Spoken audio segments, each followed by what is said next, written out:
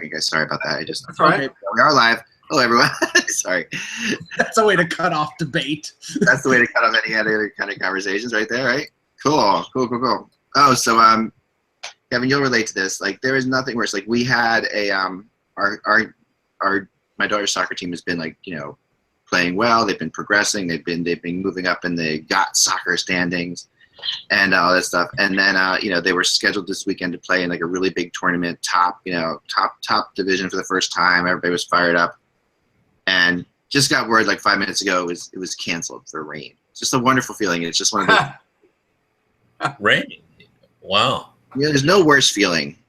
Yeah, I thought soccer plays through the elements like football. But they do in Michigan. I don't know. Really? Oh yeah, we don't cancel. That's see, I totally was up for playing through the elements. I mean, they're expecting an inch and a half of rain tomorrow, but still, I thought it would be like, you know, and yeah, we had 4 tournaments we were scheduled for between, I mean, in the last 3 months, 3 of them now have been rained out. Well, and this is the dilemma, because apparently the entire Northeast is being hit by a monsoon on Saturday. On Sunday, the Yankees are having a ceremony to retire the number of Derek Jeter. They may have to play a day-night doubleheader because they're already thinking of canceling tomorrow's game. But the problem is that the tickets for this game where Jeter's number is being retired are being, you know, the prices on them are going up astronomically on StubHub and things like that. So they're going to have a game in the morning, like around 11 o'clock, and clear out Yankee Stadium completely, and then allow the people for the Jeter game to come in, and they don't even know whether it's going to rain on Sunday or not. So it could be a complete kerfuffle. Oh man.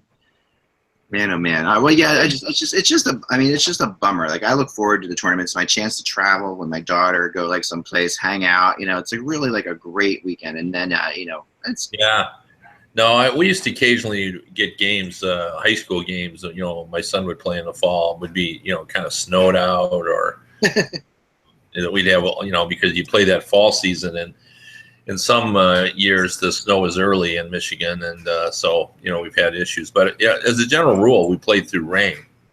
They're so worried about the fields here. Like, all the fields are so like pristine. It's like you're going to tear up the fields. It's like, it's a sport, you know. There's nothing pristine in Michigan. You know.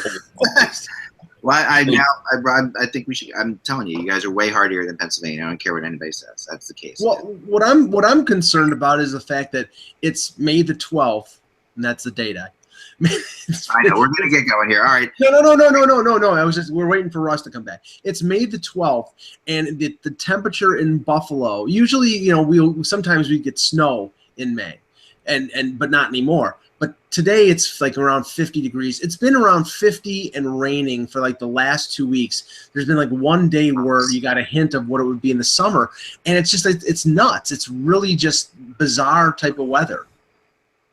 So anyway. Yeah, no, it is. It's really it's just anyway. We'll move. Okay, let's talk about something uplifting, like the Washington Capitals. And upliftingness, and talk about. You know, you guys just momentarily paused, but every minute here, is there an issue? Pausing on your side? Yeah, just for like a millisecond, and then you continue. So there's a little glitch. That's weird. We're not seeing anything from you, so I think I'm not seeing it now. I did before. It's just, okay. All right. Wait, let's hear from me. All right. As long as it's good. Give it a go. All that matters. All right, here we go. Ready? Yep. Hello, Hockey World. It's Friday, May 12th, 2017. I'm Michael Lagello. I'm Russ Cohen from Sportsology. Kevin Allen from USA Today Sports. I am Eklund, and you're watching the HockeyBuzzcast on HockeyBuzz.com, and you better hope this isn't being recorded. Welcome to What? Sorry, just a little timely thing. All right. I get it. Thanks. I've been watching that all afternoon, so I get it. Yeah, you better hope this show isn't being recorded.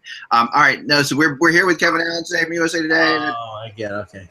That is always the best days to watch the HockeyBuzzcast. I have another special guest at the end of the show that we're going to put on that you guys, but that's for later, and that's a surprise to everybody. So, all right. When's Rush the Chicken showing up? You don't know? Maybe, perhaps. predictions happen. So here we are. We have made it down, and I'm kind of happy that they started the series tonight. Although I must say that I do think that's a little unfair to Anaheim, perhaps just a little bit because, if they, I guess not. Maybe it's not because they went 7 games. That's right. So it's not. But let's first, Kev, let's get your thoughts on the series in the final, in the quarterfinals, we'll call them, whatever they were.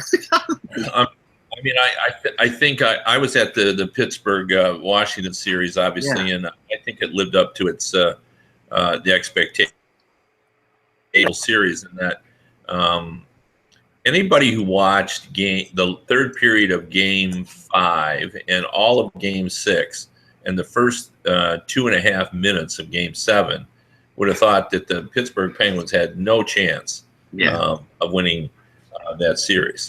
And particularly if you had watched the games when the Penguins built the 3-1 lead, because Washington played well enough to win those games.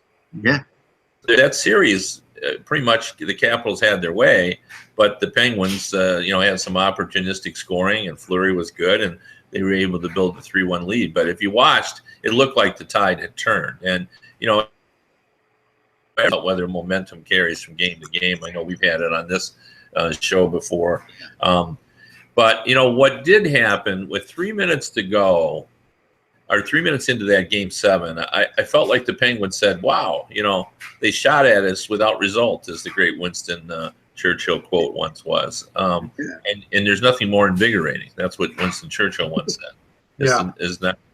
And I think once they thought, wow, they didn't score, we're still here, we're in this game, and then they sort of took over and they started playing the way that the Penguins can play. We took their best shot, basically. Yeah. And that, really, that's well put, Mike, because, basically that's all you got. We're tired and worn out, and we're missing Letang, and that's all you got. And then they thought, well, shoot, we're going to win this. And they did. I thought what was most telling is the fact that the Capitals, who had everything on the line, only got 5 shots in that third period. It was one of the worst games that I've seen Ovechkin play. I felt sorry for him. I was there when he did his 5-question press conference, and he just looked awful. Like he was clearly disappointed. Now it came out the next day that he was injured, but he just was so disappointed in what happened, and it was an unbelievable series for the Penguins, and yet another difficult situation for the Washington Capitals, because as everybody knows, like that team is not going to be the same next year. DJ Oshie is gone. Yep. Alton is gone for sure. Yep. So there's Shattenkirk is not going to re-sign there. So there's going to be a lot of changes, and the guys are getting older, and it's just not getting any easier. So it really sort of felt like it was a last hurrah. Now I think they'll still be a good team next year, but Oshie had become a very important piece of that team, and whereas the Penguins are going to be the same, I think next season they're still going to be a formidable presence. I think the Capitals will take a half step backward. Well, they could even be better. They have, if Daniel Sprong works his way into the lineup, the Penguins could actually be a little better next year. Well, I agree with you. The question I have, Kevin, is will Brian McClellan go further than just that? John Carlson's a UFA at the end of next year. Dmitry Orlov and Evgeny Kuznetsov are RFAs this year. They're going to have to sign them for relatively big money on long-term deals. There's been some talk, and I don't know. Well, I didn't talk to him about it. I don't think anybody has, but I would guess not. Like I don't see, there's really no reason for them to do that. It's not like this is, you can sign those guys. The cap will go up a little bit. So, I don't see them doing that. There's no way they're going to strip this team down. I think they're just going to lose the parts they have and try to rebuild, a different, chemistry. Now, do you think, there's been some talk, and I don't know whether it's legitimate or just the reaction to the disappointment of the series about, there's been something about Ovechkin maybe going back to the KHL for a year. There's been talk about, would the Capitals at 32 years old with Ovechkin, his numbers went down from 50 goals to 33. Would they entertain the possibility of maybe trading him? And is there a market out there with a guy making $9 million to trade Ovechkin somewhere else? I think there would be a market, but I don't think they'll trade him. I mean, he's very popular, as you know, in Washington, and he's the owner, Ted Leonsis, has a great fondness for Ovechkin and really appreciates the fact that he really transformed that franchise, making it a financial success. And the one thing about Ovechkin, he has unbelievable passion, and to play, and we know that because every time he gets knocked out, he goes and plays in the World Championships, right. And he shows up at every All-Star game. He tries to put on. He just hasn't had any luck in the postseason. And, is there sort of a psychology at work there? Is it becoming self-fulfilling? Because I certainly think that was the case with the Ducks. I think the Ducks, they were Bruce Boudreau, losing another Game 7. And I think they played nervous and they ended up losing 4 in a row. And then what did Randy Carlyle say, which I thought was the quote of the postseason when he said, "Hey, I wasn't here for any of those Game 7s." Okay, message to the players. Where it's a different deal. It's not the same Game 7 situation. And he was there when they won the Cup the last time. So right. I was there when we won the Cup, and I wasn't there when we lost all those Game 7s. And message was received. They won that Game 7. Although he probably watched it on TV, Kev. He probably did. Yeah. But yes, after a couple Toronto collapses, Russ. Thank you very much. Yeah. No, that's really yeah. No, that beginning of that game was crazy though. You really, for the Ducks, you really had to think, oh my gosh, that this is just nuts. Like the way it was a Steve Smith moment there for a second, and everything turns out okay, and the Ducks really did. When they came on from the second period on. They dominated. That was the only offense for Edmonton. It was a mistake from the Ducks. Otherwise, they didn't have much offense. Yeah. Now, Kevin, the news of the day was a couple days ago, the trade of Ben Bishop to Dallas, and now the signing of Bishop to a 6-year deal for a little under $5 million. What are your thoughts on that signing? Well, I think if you're a Dallas fan, you're going to say, well, it's about time. Maybe. And I know Jim Nill was just trying to make that work, and the hope is that Letton was going to be able to rediscover his game, but it didn't work last season, and that certainly played a role in them missing the playoffs, and they're not going down that path again. So he'll buy out, I'm assuming, Letton, and then Bishop is the guy. Now the only you have is obviously Bishop has had injury issues. Yeah. And but the one good thing is that's not a crazy contract. Mm-hmm. That's to get a goalie and a potential $1 million and change, that makes it sound like it's just a few dollars, but it's not $6 million. That's reasonable. Yeah. So it's a good deal, and I think it puts them in a good position. Having Hitchcock there, I think Hitchcock likes Bishop, so I think that's a very good deal. And the goalie market now is pretty much settled in terms of the two big teams have got. And now, Vancouver's got to figure out what they're going to do, and Calgary's got to decide what they're going to do. But there's Brian Elliott and the Philadelphia Steve Mason. One of my Steve Mason and Ryan Miller. Ryan Miller. Everybody seems to think Ryan Miller wants to stay out in the West. So I think. Well, they don't think that. He said that. His wife is no matter what, that's the way it's going to play out, right? Yeah, so. His wife's an actress, and it just makes sense for him to be on the. So I mean, Dallas had the best week or 2 weeks of really any non-playoff team because they signed Hitchcock, they got a first-round pick for Eves. That's right. They got a goalie. No, but it turned into a first. I thought it turned into a second. No, it turned into a first. It did. Okay. Once they made the conference finals. Okay. Interesting. So that's a hell of a week for Jim Nill because now in the NHL draft, in this draft, they're a real player because if you have 2 first-round picks, you could do a lot of things. You can. And one of the things I did bring up was that first-round pick, let's say they dangle it.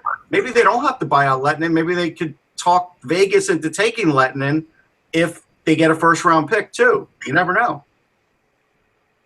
Yeah. Well, I mean, all that is I rode the elevator going upstairs, and he was have any problems saying that he was in discussions with several teams about assets in return for. Shoot, we're losing you, Kevin. 1 second. We lost him. Yeah, Kevin. Taking or not. Hey, Kevin, do us a favor and log out and log back in if you could, because if that fixes the internet stuff. I'll invite you again. Yeah, invite him. Yeah, so something about McPhee there, and McPhee is obviously McPhee's got all the business. McPhee's got all the cards. I mean, the only way that Dallas. Okay, that's you're already here, so I invited you to. Sorry about that. Okay, cool. Will that go off? Yeah, just hit the X on it, and it'll. There you go. There you go. Cool. Okay, great. So you're talking about McPhee. Obviously, you rode the elevator with, right? Because we kind of got that. Okay, are we good or no? Yeah, we're good. So it was McPhee you were riding the elevator with. We were all.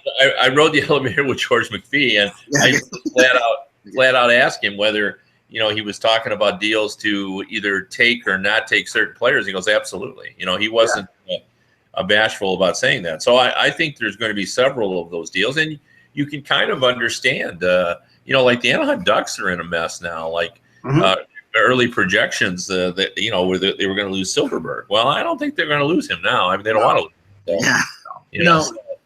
No. What may happen with Anaheim, or Kevin, is the fact that because they need to protect 7 forwards, they can't do the eight skaters thing. They're going to have to buy out Kevin Bieksa. But right now, Kevin Bieksa is hurt. And if Kevin Bieksa is still hurt in late June when the buyout went, or before the expansion draft, they can't buy him out. So they're sort of between a rock and a hard place. It's, one way or the other. They could lose Josh Manson. They could have to trade Josh Manson. I mean, they're really in a situation where they could lose a really good player. Yeah. Well, and there's there's teams like the Capitals are in a bad shape as well. They could lose Nate Schmidt, who's stepped up and played well. So it's I think there will be some of that, and who knows? Like right now, I don't know. Like who is Las Vegas's or Vegas? Is it Ranta from the Rangers? Like who are they going to take? Like I'm pretty sure they're going to take Ranta. Yeah, I'm pretty sure of that. They got a ton of goalie options. I mean, they could really we talked about. But if you want like a guaranteed stone cold lock backup who at least you could put in as a starter in case of injury, he's going to be the best guy on the list for that job. Yeah, but there's going to be they could sign Bishop, they could sign other people too. They could go out there and do that. So Bishop they can't, but what I mean, we know that McPhee is going to choose at least a couple goaltenders who can play in the league right now, and maybe he can drop one of those guys off to another team as a backup. A team like Toronto, a team like Buffalo, they need backup goaltenders. But a team like Pittsburgh, on top of the Fleury-Murray problem, even after you solve that, Tristan Jarry, who's a really good goaltending prospect, is he will be exposed. I think he's going to be one of the guys that Vegas picks up, because he's a 21, 22-year-old goaltender that in a couple years could be a number 1 starter in this league, and you get him just in the expansion draft. Yeah. Well, yeah, and I just don't know. Do we really feel that Vegas is going to? I'm not sure. Unless they're going to cut a deal to get Fleury, or Yeah, I mean, look, Boston lost Bernie Perron to the Flyers in the expansion draft. Yeah. Well, I guess my only point is when this all started, what everybody said is, well, at the very least, they're going to get an exceptional goaltender. I'm not so sure of that now. Like I'm not sure. I mean, I think they'll get experienced guys, but if they don't get Fleury, I just don't see one guy out there that I'm going to go like, wow. Yeah, I agree. Like Nashville's best goalie, they probably thought it was Mike Dunham, and it turned out to be Tomas Vokoun. And I think they're going to get somebody right around that same level. I agree with you, Kev. Yeah, no, I mean, it's just, and I just wonder, as hard as the league worked to make sure that and they did do that. The other thing is I don't see like they're going to step in and be a playoff ready team unless I really liked the move that McPhee made signing the Russian. Yeah, Shipachyov.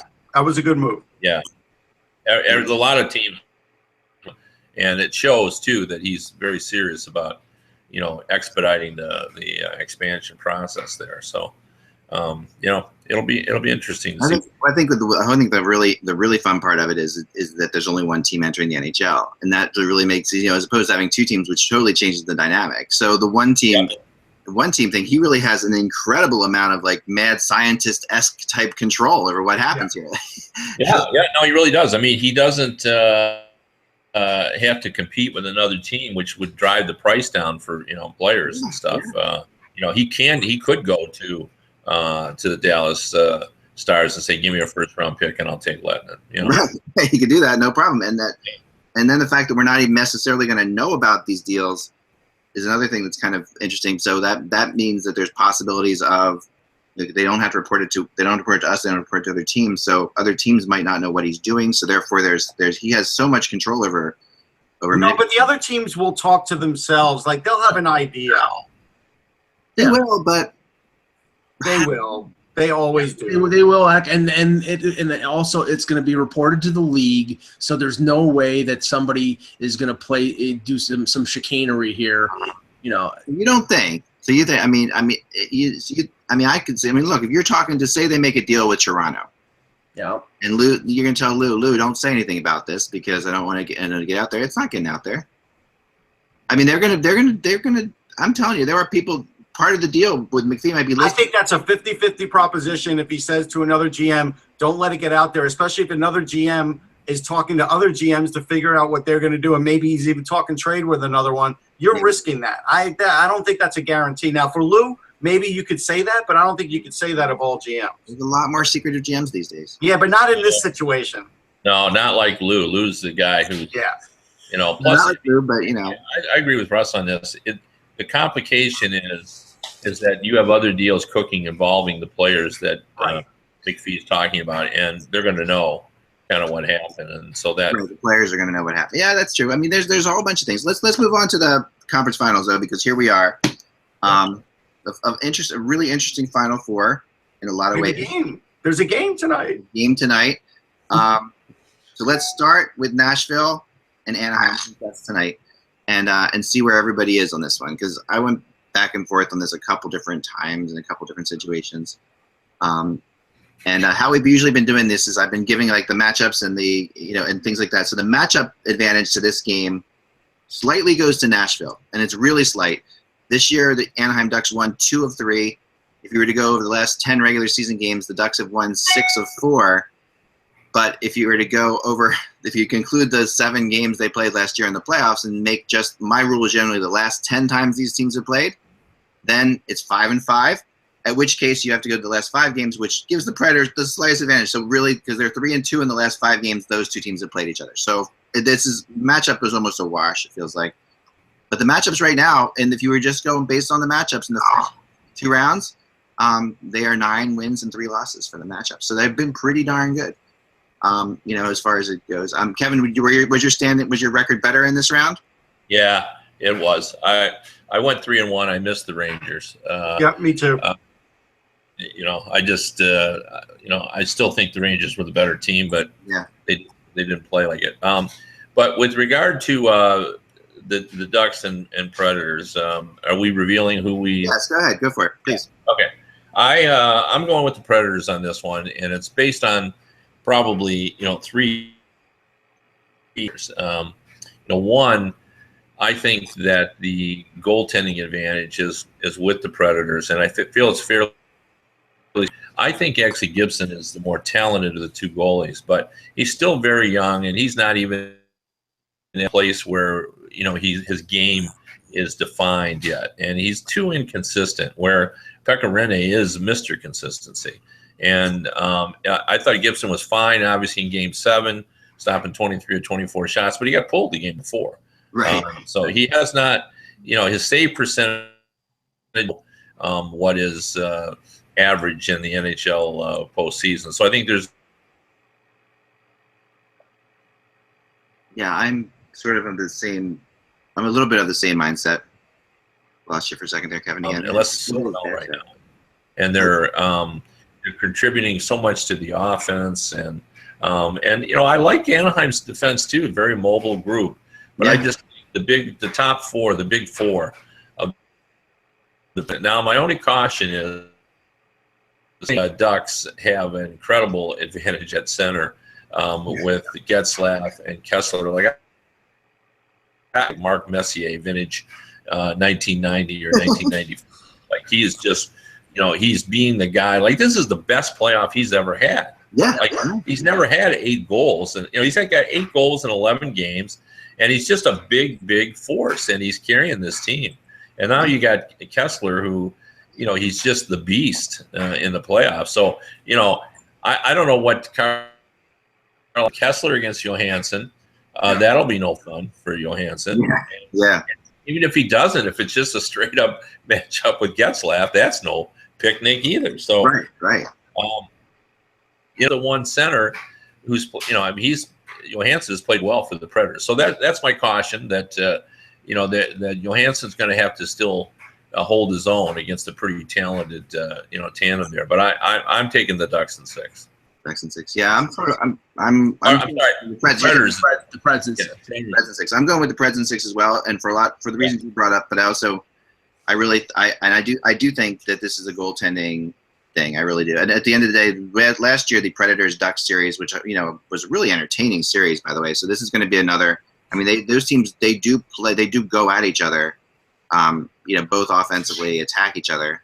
Last year, at least they did last year. So I think you'll see. I think you're going to see last year. Honestly, Pekka Rinne won that series for the Predators. I felt that was Pekka Rinne's series last year, flat out. It was a weird series though. And the one odd thing I've noticed about these teams when they play, and is that when the Predators and the Ducks play, one team just tends to win by a lot. It's the weird thing. Like they'll alternate back and forth as to who wins, but they will. This year was the perfect example of they had one close game, but then they had a 5-0 Predators win and a 6-1 Ducks win. Last year in the playoffs, it was a great series, but the games until like the very last game, which did go to overtime, was exciting. The games weren't close. Like the Predators took the first 2 games pretty easily. The Ducks came back and won 3 games pretty easily. So it was this kind of thing that. It's interesting how they've not played close games for what it's worth. But I think you'll see close games in this series. I think the Predators, and I mean, these are 2 teams that are playing absolutely great hockey when they're great. The Ducks especially. I mean, the Ducks have shown at points in the first round and the second round that they can just completely dominate a team. The Predators have won, but they haven't shown that complete domination thing that the Ducks have. So that's my concern a little bit. But yeah, what are you thinking, Mike? Well, it's an extremely close series. I think I agree with the points that Kevin made. That I think Rinne is the more experienced of the 2 goaltenders and the more consistent. But I do think Gibson has the ability to raise his game like he did in Game 7. Game 6 against Edmonton, he was horrible, and they pulled him. I think they're gonna. I think Randy Carlisle has proved that Gibson's the guy he's going to go with. There was some thought at the beginning of the playoffs that he might go to Bernier because Bernier had played well down the stretch, but I think they are going with Gibson. And since Cam Fowler has come back, I honestly think that in spite of how good Nashville's defense is, I think Anaheim's defense is just as good and maybe even deeper because the third pairing for Nashville is nothing special. They play their top 4 a lot of minutes. But when you have guys like Montour and Theodore as your depth defensemen, And you got a top six that is really, really excellent. And I think Anaheim's forwards are a little better. Now they may get Patrick Eaves back at some point during this round. He was out for most of the series against Edmonton, but the Getzlaf Kessler up the middle is tough for Nashville to match up with. And I think Raquel and Silverberg, and now Corey Perry has started to score again. That's really a challenge for Nashville to shut down. I think it's going to be a really close series and a really long series. I'm going with the Ducks in 7. Russ? Yeah, aside from what everybody said, I think it is going to be hard for Nashville to sort of match Ryan Getzlaf in the face-off circle. I think they're going to lose that battle. He's been winning that battle against every team. I do think both teams are evenly matched defensively as far as moving the puck and creating offense from defense. Maybe Nashville's a little ahead, but it's pretty close. Nashville gets a little edge in goal, but I do think Gibson will elevate his game a little bit more at this point. I look at it, and I do think that Ryan Kessler is probably going to be the key here, because if he continues to play like the guy that we knew from a couple of years ago, I don't think Nashville will have an answer for him. And I think that's a really big deal, because he's physical, he wins faceoffs, he could shut you down defensively, and he could score some goals. And at the end of the day, I think I'm going to go with the Ducks in 7, but I'm making a plea to Nashville and hope that we could see Charlie Daniels do the national anthem on the fiddle. That would be great. Charlie Daniels on the fiddle. I like it. All right, so if we're gonna get somebody to play the fiddle, Russ, I'll take Allison Krauss over Charlie Daniels. That's your choice. Well, I think Carrie Underwood every day of the week. But anyway, not on the fiddle, just play the fiddle. Not on the fiddle. All right, so let's move on to Pittsburgh and Ottawa. Everyone's saying that. I've listened today, and I've listened to the radio and different things, and it's just amazing how no one's giving Ottawa a chance in this series. And it's really, I think that's a little bit unfair. But Kevin, let's start with you. The matchups obviously in this series do benefit the Penguins. The Penguins have beaten the Senators more than the Senators have won. But go ahead, Kevin. Yeah. Well, I mean, you look at who the Penguins have gone through to get to this point. I mean, you're talking about the best team in the NHL regular season, and of course the Columbus Blue Jackets, who were 4th. So it's not by the matchup against the Senators. Yeah. I mean, the wild card in this is obviously Karlsson, but actually is, when you think about it, is if you believe, as I do, that Evgeny Malkin is still among the most talented 6 players in the world today, then this series features 3 of the. I mean, because and so this is this is really an entertaining series for fans to watch. But the experience factor that the Penguins have, they've won 24 playoff games in the last 13 months. They've scaled Everest, and they haven't forgotten the path that they took to get there. And, they're a hardened group. They've been at this for a while. And Mike Sullivan has made this point over and over, that he's never seen a group that sort of has the resolve and the understanding. And the only group that I've seen like that is the Chicago Blackhawks, when they won the 3 cups. I mean, they just seem to understand what it takes to win. And they're playing at a high. Kessel is still one of the most dangerous players. I don't think that Kyle Turris and Brassard, who've played well. I mean, they collaborated on that great Game 5 win that turned that series with Derek Brassard scoring a minute left, and then, of course, Turris getting but they're just not a match for Malkin and Cross. Yeah. So, I just don't see many advantages, even in goal. Anderson versus Fleury, both of them have been very good, but Fleury's won a cup. He's very experienced. Anderson has never been this far in the postseason. So all of the elements, favor these. And I'm going with the Penguins, and I'm respecting the Senators by saying it'll be 6 games. Right. There you go. All right. Russ, how about you? Yeah, I think Erik Karlsson will be the one weapon that Pittsburgh won't really have a great answer for. And if he's even a little healthier than he was the last round, all the better. I do think Anderson's playing like the best hockey we've ever seen him play, and that's why he has gotten this far. Is he a match for Fleury? No, probably not. I don't think either team's defense core is better than the other, but the Pittsburgh's forwards forecheck better than anybody who's left in the playoffs, and I think that will cause problems eventually for Ottawa. Now, the one thing that's good for Ottawa is where the Capitals literally tired out in Game 3 from the pace of that game, I don't think Ottawa will. They really do have good young legs on that team, and I think that'll hold them in this series. I can't give you a good argument as to how they win the series either, and so I have to go Penguins in 6 as well. All right, Mike. Mike is frozen. All right. Mike's thinking about it. Mike's in deep thought. Okay, Mike's totally frozen in deep thought. Okay, I will go then. And I am going to take the Ottawa Senators to win this series. Probably didn't see that happening, but I am going with Ottawa. Oh, no, we saw it happening. No, and here's why. No, here's why. I have picked Ottawa to make the play. I picked them to finish third. I picked them to make the playoffs. I picked them to beat Boston. I did not pick them to beat the Rangers, but I learned my lesson. And here's the thing. Here's why. You can make a case for this. This is my case. Hear me out. All right. The Penguins are at their core, and I've said this for years, and no one seems to believe me, a counterattack team. The Penguins are not – the Penguins love to take advantage of teams attacking them and getting caught out of position, and the Penguins will counter you. That's when they're at their best. That's when Crosby's at his best. They are not necessarily what you think they are, and sometimes they are not an attack team, and what they did against the Capitals was counter the hell out of them. Like, that's why the Capitals had more shots than them. That's why they sit back and they wait, and the Penguins wait for you to screw up. That's what the Penguins do. All right.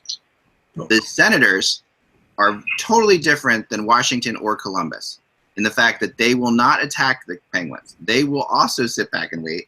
And the last 2 games these teams played against each other in the regular season were a 4-1 win by the Sens and a 2-1 win by the Sens. And I think that's more of what we're going to see in this series. The other crazy thing about this series, during the regular season, the Penguins went 1 for 10 on the power play against the Senators. And the Senators went 6 for 12 on the power play against the Penguins. 6 for 12. The Senators were 6 for 12 against the Penguins in the regular season. That's a crazy statistic. I mean, this is a Senators team that was 27th in the power play. This is not a really good power play. The only thing that skews that number is we don't know how many of those goals Fleury gave up and how many Matt Murray gave up. Yeah, and I can do that. And I think we're going to see both goalies in this series. That's my prediction. We're going to see both Fleury and Murray in this series. But I think at the end of the day, what the Penguins have done till now is incredible, but they're going to have to change their game completely, and they're going to have to get over the fact that everyone thinks they're going to beat the Senators. Like they really are. And I'm not saying that they could easily beat the Senators in 4 or 5 games. I'm not saying they can't, but I just have a weird feeling that Boucher is doing such a good job coaching in these playoffs that we're going to see that he's going to know what to do against these Penguins. Well, Boucher has done Senators in 6. Boucher has done a great job in these playoffs because he's had the inferior team in both the first and second round and has won. Because I've not, and I have to begrudgingly times, Mike. I mean, you're only the inferior team. Come on, I have to begrudgingly give Ottawa the respect because they've gotten to the conference final, but I just don't see a lot of talent there. I mean, they're riding the best defenseman in the NHL in Erik Karlsson. He's created, the one game against the Rangers, he had 3 assists. It's just, I think, they don't match up forward wise. I think their defense is a lot better than Pittsburgh, but Pittsburgh in the playoff situation, it doesn't matter basically how good their defense is because their forwards, as Russ has pointed out numerous times, their forwards are so quick and they neutralize any kind of offensive attack from the opposition that their defense really doesn't have to be anything more than gatekeepers. And that's, I think that's what's going to happen here. I think that quick, speedy forwards like Sheary and Gunsel are going to get on Karlsson's case. They're going to, they'll be quick enough to forecheck and harass Carlson to get rid of the puck and not hold on to it and create like he's done in the first 2 rounds.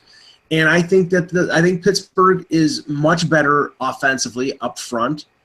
And I think right now you have 2 defensemen in Mathot and Phaneuf who are below average speed-wise that those Pittsburgh forwards will blow around them. So I'm going Pittsburgh in 5.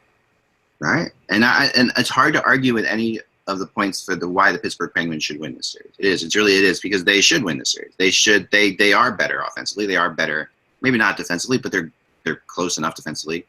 They're equal in goal, and then there's nobody. I mean, you're talking about a totally different situation, but when I looked at who the Penguins played last year in the playoffs as well, okay, they played San Jose, Washington, and who did they play in the first 2 rounds last year? They played the Rangers, and then the second round they played Washington. No, Washington. Yeah. But who did they play in the conference finals? Oh, Tampa. Washington second round. Tampa in the conference final. Yeah. Right, Tampa. 4 attacking teams. 4 teams that play right into the Penguins.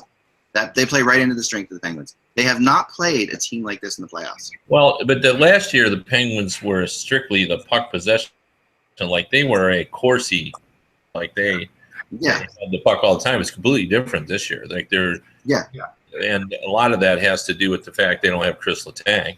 Right, and I agree. Yeah.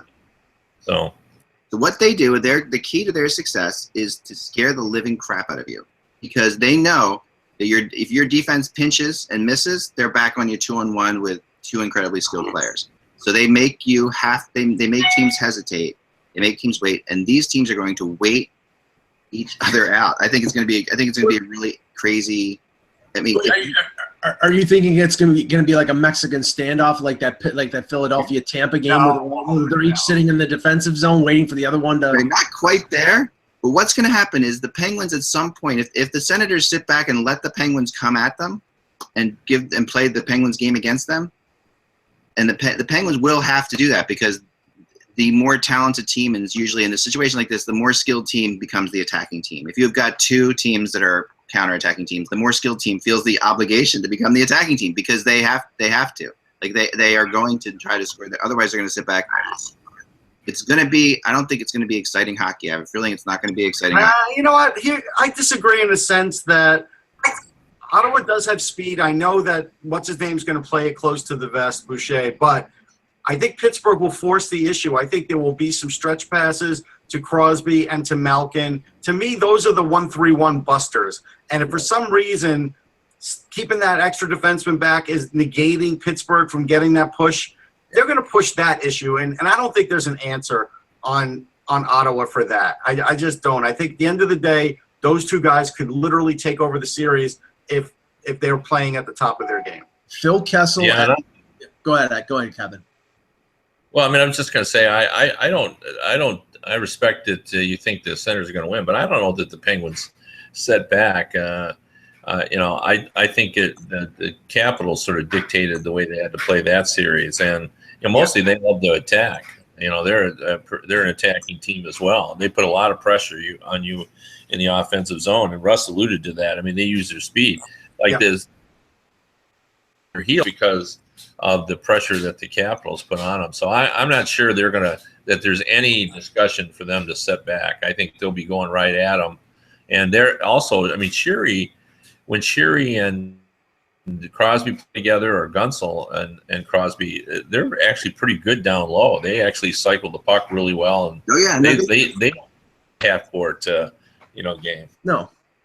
Oh, there's no question. I mean, they do attack, but they tend to. I mean, at least I don't know. And I felt this way last year too about them. I mean, I know they're a Corsi possession team and all that stuff, but I always felt like they were at their best and they had the most success when they when they waited for teams to make mistakes. And it's not. And then they attack off of that, and then they have the odd man rushes off of that in a big way. I think they're good enough to do either or. They're adaptable, and that's the thing. You will see to take Russ's point. You will see Phil Kessel goal hanging at the opposition blue line, waiting for that stretch pass. You will see that constantly. He did that with Toronto against Ottawa all the time. Now, I know that it's different because now you got Boucher there and he's sitting back in that 1-3-1, but that can break the 1-3-1, is to have that speedy guy on the opposition blue line waiting for the breakout pass from either the defenseman or the center coming out of the defensive zone. And that, I think, is going to be one of the tactics that Sullivan uses. The interesting thing, too, in this series, there's really no hate with Crosby and Methot like we thought there would be from that slash, but the hate seems to come from Crosby and Eugene Melnyk. That's the odd point in this series, is that seems to be the biggest rivalry here, is the Ottawa owner against the star player for the Penguins. It's hard to get that. It's hard to get anything going with that kind of stuff. That's why I think this series will lack some flair, but I think the flair will be the fact that the Senators are winning games. I think that's what people will start to. That's where. But they won't be winning. Every game they win, it definitely makes it a lot tougher to just say Pittsburgh's going to roll over them, right? So if they win the first game, they could literally change the narrative. Yeah. Oh, yeah. And they could. They're certainly capable of winning games in this series, to be sure. Yeah. I mean, listen, the Penguins are just. But the other thing the Penguins feed on are teams that are terrified to lose. That's the other thing. The Penguins, and the way they play feeds on that. The Capitals, okay. The Blue Jackets not so much, right? They took the Blue Jackets apart. But last year, the Capitals again. Well, the teams that are afraid to lose. The Rangers last year. These are one thing I would say about both the first two series against the Penguins, and I covered both of those, and you heard the same thing from the opposing dressing room, is like the Blue Jackets thought they played well enough to win. They thought they were playing pretty well, and the same thing with the Capitals. Like they felt like they were playing well all along, but they weren't winning. Right. No, it's the truth. They got good goal team, really great. They just sort of figure out how to survive during those situations, and we've seen that before, where when you're done, you're not even sure how you lost. And the Penguins make you look that way because they are very confident and they have the ability to come up with ways to win. They're confident. Well, they're very opportunistic goal scorers, and you are right. I mean, they have quick strike capabilities. They turn mistakes into goals. They are.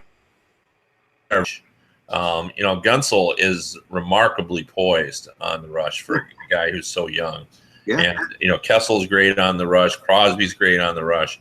They have a lot of guys that can do that. Even a guy like Hornquist, everybody thinks in terms of getting in front of the net. But when you're turning the puck over quickly, he's a dangerous player.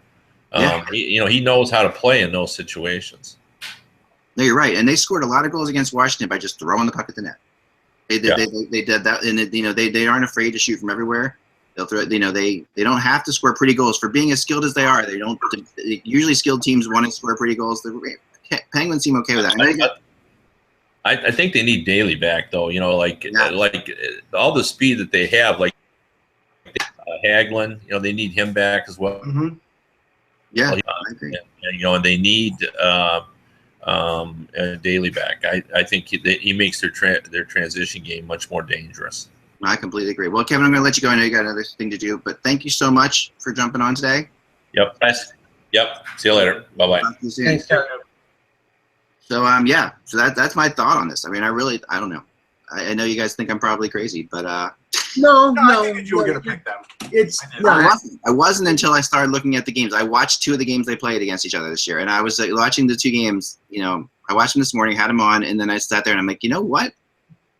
This is nothing like the Penguins have played. The Penguins have not played this team before in the playoffs. Yeah, but when it comes to the playoffs and you get to the conference final, any team can beat any team.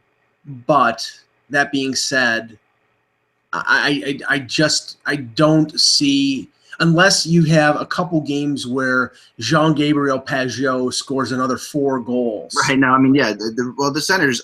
Whoever gets to the conference finals, you're talking about opportunistic teams, right? You're going to have the games like the Pageau game. You're going to have those. Whenever you win a Stanley Cup, you go back and you look at those crazy moments where you won a game you shouldn't have won by somebody doing something crazy, and that's always the case, right? So.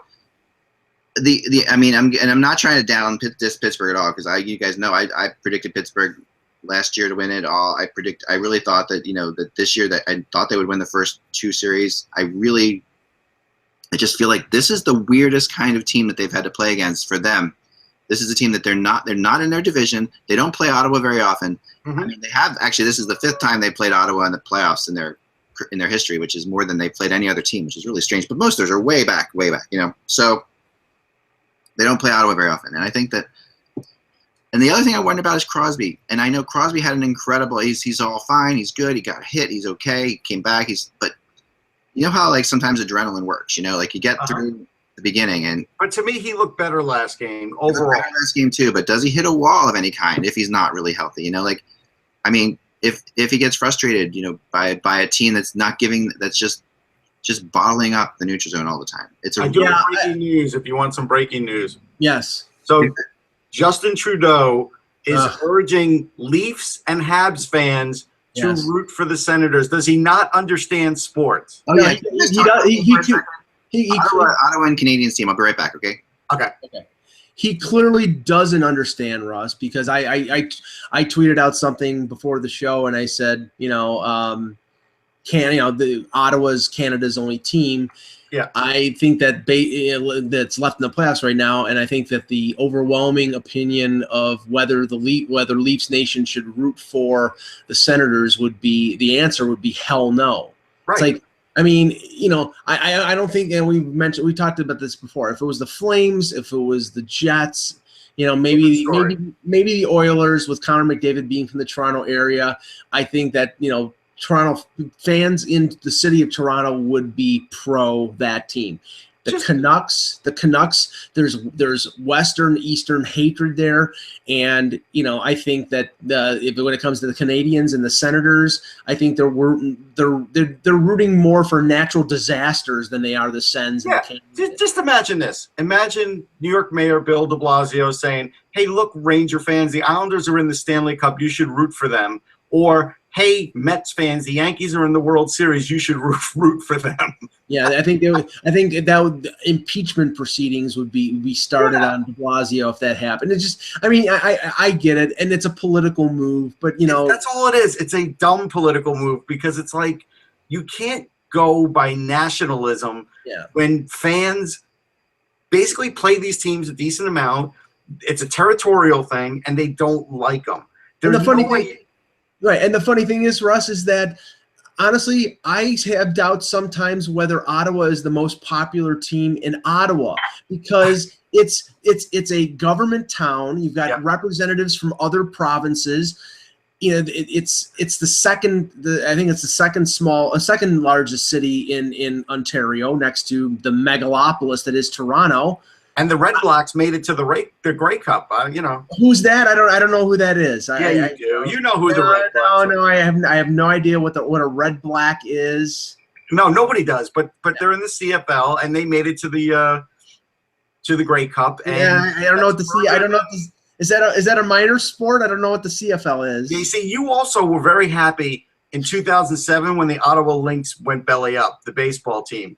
I remember you were very happy. I have to say I was very happy when in 2007 when the Anaheim Ducks destroyed the Sens. That was a beautiful thing, but you're never getting another bear claw in Ottawa. You know that. Beaver tail, bear claw. Beaver tail, sorry. Beaver tail, yes. You're never getting another one. I'll be scared. I'll be scared if I eat poutine in Montreal if I ever visit Montreal. Although, whatever. You've never been to Montreal? I've never been to Montreal once. I'd love to go. I'm hoping that I get a chance very soon, but no, I've not gone. I wish I would have been able to go to the Forum or the Bell Center, but no. Okay. Jason Botterill had his opening press conference today as the Sabres GM.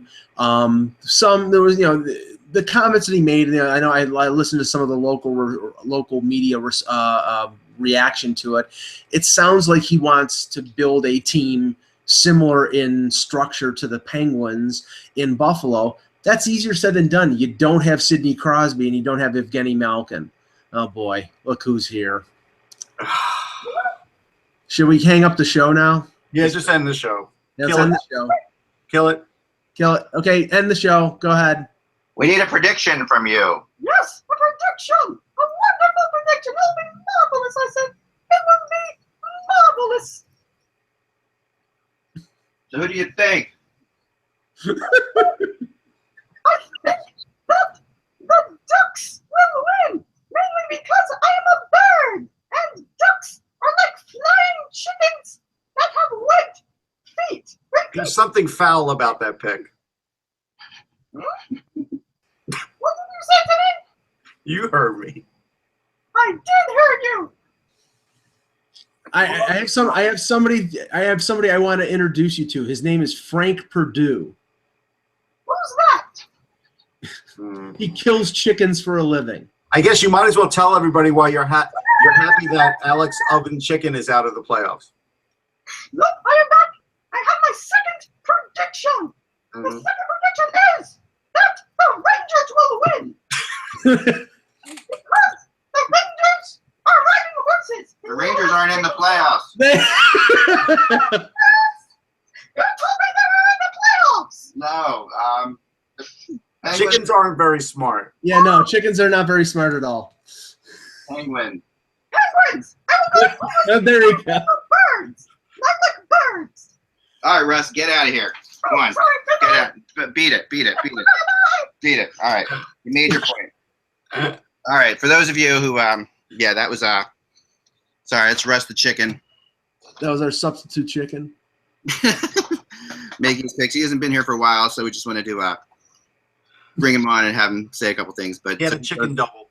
So he has the Rangers, and